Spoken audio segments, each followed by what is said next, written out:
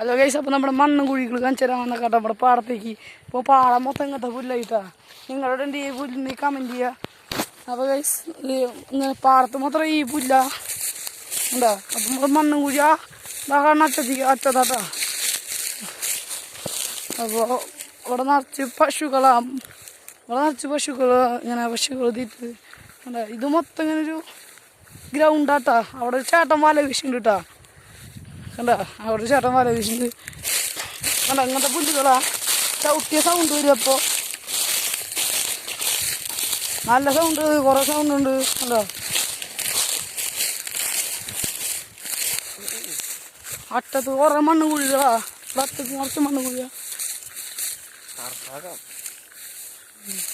അപ്പോൾ നമ്മൾ മണ്ണും കുഴി എത്തിയിട്ട് കാണിച്ചു തരാട്ടാ. അപ്പോൾ കഴിച്ച് നമ്മുടെ മണ്ണും കുഴി എത്താറായി. ഇപ്പോൾ നമ്മൾ നടന്നു കഴിയുമ്പോൾ അവിടെ സൂര്യനൊക്കെ അസ്തമിക്കണ്ടായിരുന്നു കേട്ടോ.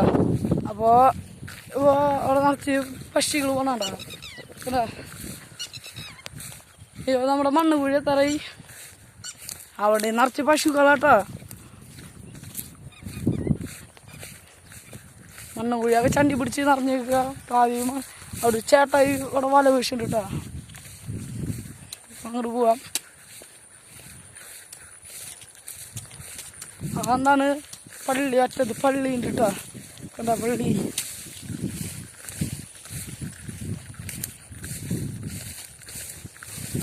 ഈ ഭാഗത്താണെന്ന് വെച്ചാൽ നിറച്ച് ഇങ്ങനത്തെ ചെടികളും.